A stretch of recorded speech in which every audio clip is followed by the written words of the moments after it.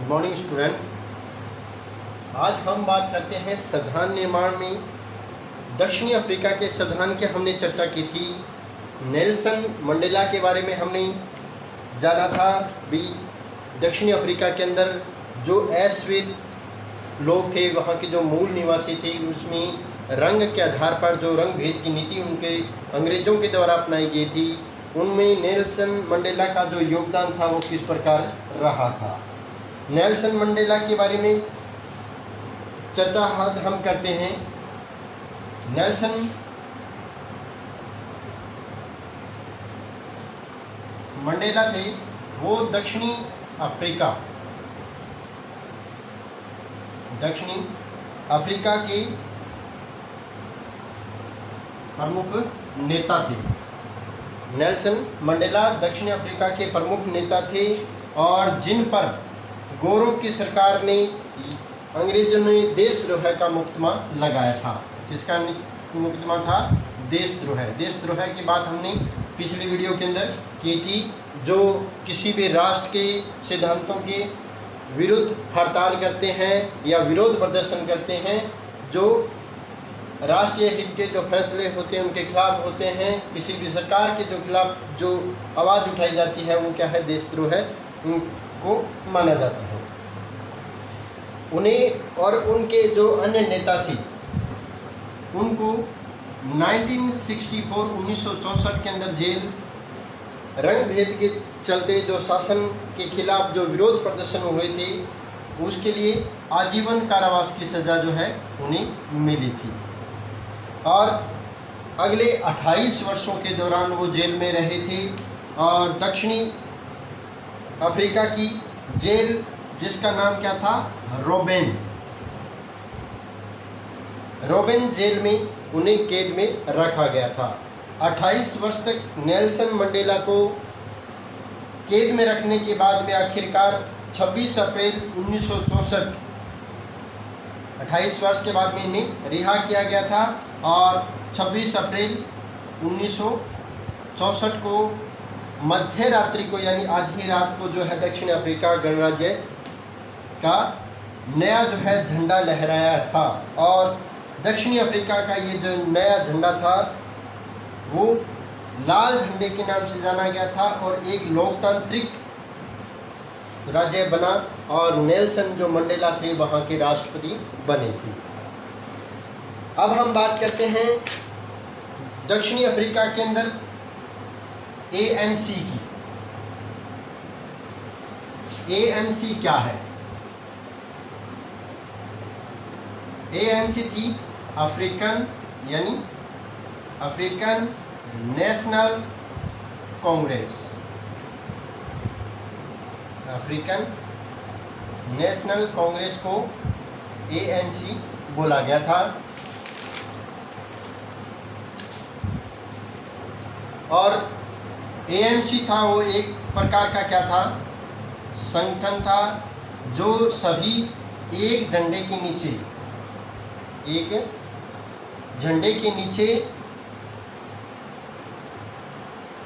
एकजुट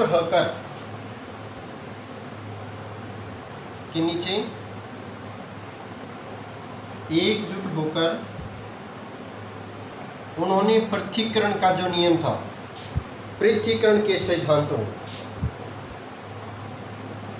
पृथक्करण के विरोध या खिलाफ इन्होंने विरोध प्रदर्शन किया था। नेशनल यानी अफ्रीकन नेशनल कांग्रेस के द्वारा विरोध प्रदर्शन किया गया था। और इसमें कम्युनिस्ट पार्टी और बहुत सारे जो है इस संगठन के अंदर कम्युनिस्ट पार्टी और इसके बहुत से सहयोगी दल भी इसके अंदर शामिल थे। अब हम बात करते हैं कि पृथक्करण का जो नियम था वो क्या था। पृथक्करण का मतलब होता है अलग करना। दक्षिणी अफ्रीका के अंदर पृथक्करण का जो विरोध किया गया था, तो पृथक्करण से बात करें तो रेलगाड़ी, हर प्रकार के जो संचार के साधन थे, मीडिया थी, इसके साथ साथ सार्वजनिक जो स्थल थे, रेलगाड़ी, बस, होटल, टैक्सी, पुस्तकालय, सिनेमा हॉल,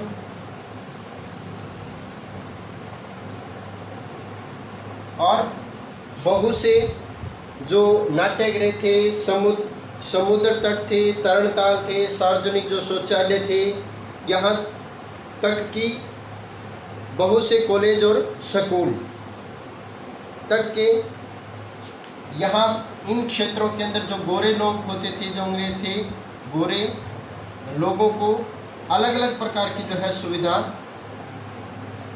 अलग अलग प्रकार की जो है व्यवस्था की गई थी। तो इसमें क्या थी, इसे पृथक्करण किया गया था। इन सभी के अंदर जैसे रेलगाड़ी थी, बस थे, होटल थे, सिनेमा थे, स्कूल थे, कॉलेज थे, तो इन सभी जगह श्वेत लोगों और अश्वेत लोगों के साथ जो है आपसी जो है भेदभाव किया जाता था, और इसी नियम को या इसी व्यवस्था को क्या है पृथक्करण का नियम या पृथक्करण कहा गया था। अब विरोध के बावजूद जो है श्वेत जो लोग थे, नस्लवादियों ने उनका पृथक्करण कैसे जारी रखा था। बहुत से जो संवेदनशील लोग थे जो पृथक्करण का विरोध करते थे, उनके लिए अफ्रीकन नेशनल वो जो लोग थे वो जिन्होंने पृथक्करण का विरोध किया था, पृथक्करण का विरोध करने वाले जो लोग थे, और उसमें कुछ विशेष लोग जो श्वेत भी शामिल थे। बहुत से ऐसे लोग थे जो श्वेत से, और इन्होंने पृथक्करण का जो विरोध किया था, इन्होंने कम्युनिस्ट जो पार्टी यानी ANC के अंदर शामिल हो गए थे, नेशनल कांग्रेस के अंदर शामिल हुए, और बहुत से देशों में पृथक्करण और नस्लीय और अन्यायपूर्ण होने वाली व्यवस्थाओं के खिलाफ उन्होंने अश्वेत लोगों और रंगीन लोगों को प्रभावित करने वाले जो शासन उनकी का भारी जो है विरोध प्रदर्शन किए हुए थे। अब नेल्सन मंडेला के प्रयासों के बाद में दक्षिणी अफ्रीका के अंदर श्वेत यानी गोरों के शासनकाल के द्वारा साउथ अफ्रीका की नीतियों में क्या परिवर्तन हुआ था। नीतियों के अंदर जो परिवर्तन हुए थे उसमें प्रमुख था भी भेदभाव वाले जो कानून थे, जैसे पृथक्करण था, भेदभाव वाले कानून क्या हो गया था, वापिस ले लिए गए, वापिस ले लिए गए।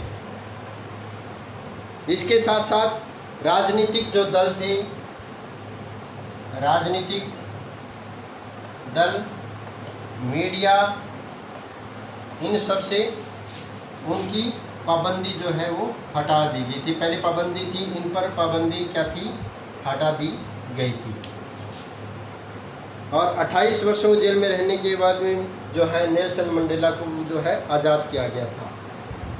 अब इन प्रयासों के बाद में श्वेत अल्पसंख्यक द्वारा जो दक्षिण अफ्रीका में जो समझौता हुआ था उसमें थे बहुत से बहुमत के सिद्धांत पर, क्या था, बहुमत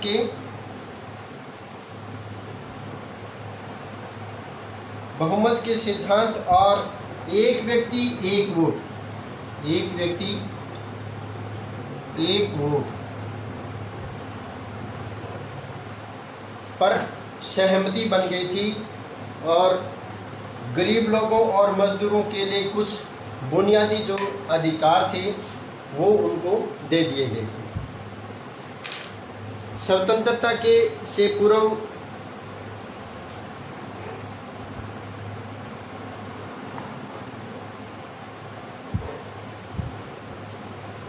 उन्हें जो अधिकार नहीं दिए गए थे उनको वो अधिकार वापस जो है मिल गए थे जो एक लोकतांत्रिक राज्य के अंदर होने चाहिए।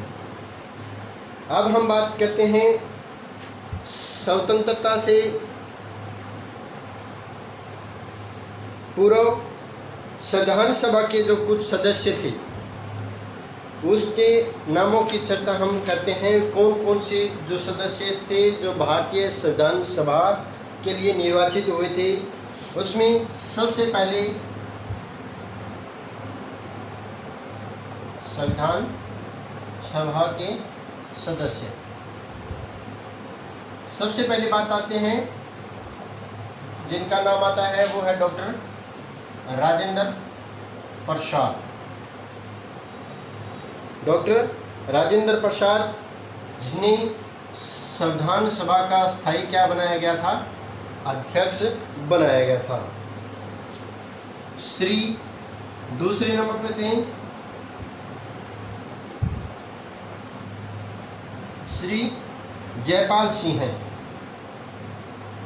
और ये क्या थे, एक खिलाड़ी थे एवं शिक्षाविद, खिलाड़ी और शिक्षाविद थे। तीसरा नाम था श्री बलदेव सिंह। बलदेव सिंह हैं जो प्रमुख रूप से एक उद्यमी थे यानी व्यापारी थे और अकाली दल के नेता थे। अकाली दल के ये नेता थे। डॉक्टर भीमराव अंबेडकर, डॉक्टर भीमराव अंबेडकर, जिन्हें प्रारूप समिति का अध्यक्ष बनाया गया था। प्रारूप समिति के अध्यक्ष डॉक्टर भीमराव अंबेडकर को बनाया गया था। इसके साथ साथ श्रीमती सरोजनी नायडू, श्रीमती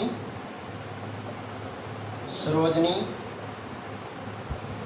नायडू, सरोजनी नायडू थी। ये अंतरिम सरकार की कवयित्री, लेखिका और राजनीतिक, ये एक प्रकार की कवयित्री थी, राजनीतिक और कार्यकर्ता थी। इसके बाद में पंडित जवाहरलाल नेहरू, पंडित जवाहरलाल नेहरू, पंडित जवाहरलाल नेहरू को अंतरिम सरकार का क्या बनाया गया था, प्रधानमंत्री। अंतरिम सरकार के प्रधानमंत्री के रूप में पंडित जवाहरलाल नेहरू को नियुक्त किया गया था। और श्री श्याम प्रसाद मुखर्जी,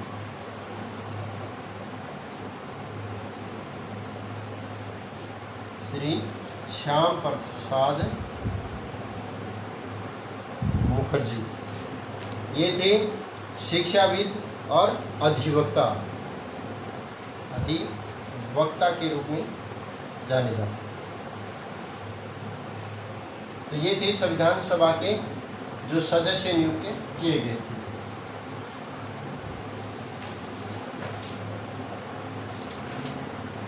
संविधान सभा के निर्माण के बारे में हमने पढ़ा था। संविधान जो है कब लागू हुआ था, 26 जनवरी 1950 को। इससे पहले 26 नवंबर 1949 को संविधान का जो निर्माण पूरा हुआ था या उसे अंगीकृत किया गया था। अब हम बात करते हैं कॉन्स्टिट्यूशनल असेंबली डिबेट्स क्या थी।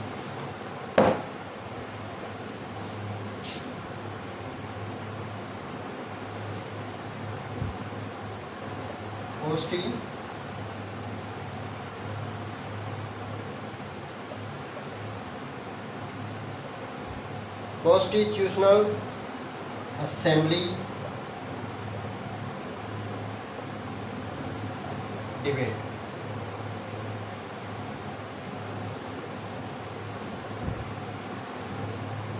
डिबेट्स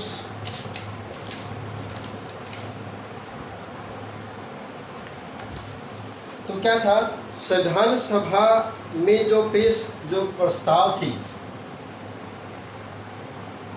संविधान सभा के अंदर जो प्रस्ताव पेश किए गए थे उसका हर शब्द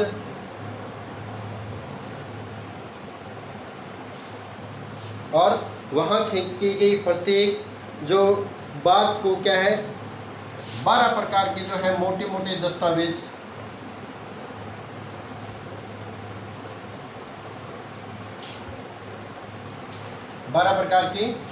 मोटे मोटे दस्तावेजों के अंदर क्या किया गया था, रिकॉर्ड किया गया था, और जिन्हें कॉन्स्टिट्यूशन असेंबली डिबेट्स कहा जाता है। यानी संविधान सभा के अंदर जो प्रस्ताव पारित हुए थे उस संविधान सभा के अंदर जो हर शब्द कहे गए थे उन्हें 12 प्रकार के मोटे मोटे दस्तावेजों के अंदर रिकॉर्ड किया गया था, जिन्हें कॉन्स्टिट्यूशन असेंबली डिबेट्स कहा जाता है। और इन्हीं बहस, डिबेट्स का मतलब होता है बहस करना एक किसी भी बात को लेकर या किसी भी प्रस्ताव को लेकर। तो इन बहसों से हर प्रावधान के पीछे की सोच और तर्क को जो है समझा जा सकता है, और ये जो है संविधान व्याख्या के लिए प्रमुख जो दस्तावेज थे उनमें ज़रूरी था, या इसमें दस्तावेजों के अंदर इसका प्रयोग किया गया था।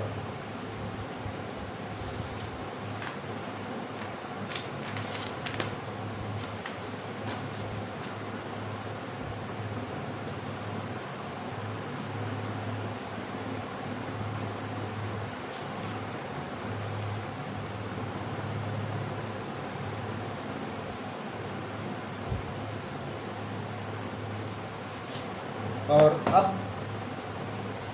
जब संविधान बना था तो संविधान सभा के अंदर जो प्रस्तावना थी, प्रस्तावना जो है वो भारतीय संविधान में प्रस्तावना की क्या भूमिका थी,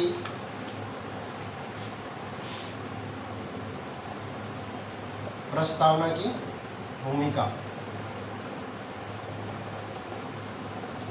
प्रस्तावना को लोकतंत्र पर लिखी गई कविता के रूप में समझा जाता है, या ये पूछा जाए तो लोकतांत्रिक कविता जो है वो किसको कहते हैं, प्रस्तावना को कहा जाता है। इसमें सभी प्रकार के जो है दर्शन निहित होते हैं, नीति और सिद्धांत जो है लागू किए गए हैं। जिस प्रकार हमारा जो संविधान बनाया गया है, यह सरकार किसी भी कानून और फैसले के मूल्यांकन और परीक्षण का जो मानक जो तय करते हैं, दर्शन यानी मूल्यांकन और परीक्षण का जो सिद्धांत तय किया जाता है, रूप तैयार किया जाता है कि कौन कानून है, कौन कानून का अध्यक्ष है, कौन बुरा है या अच्छा है। तो इस प्रकार भारतीय जो संविधान की आत्मा जो है, संविधान की आत्मा, ये किसको कहा जाता है, प्रस्तावना को कहा जाता है। इसके बाद में हम कल बात करेंगे भारतीय संविधान के निर्माण के लिए किस प्रकार के कदम उठाए गए थे, संविधान के अंदर संविधान की जो आवश्यकता है वो क्यों पड़ी थी। Thank you.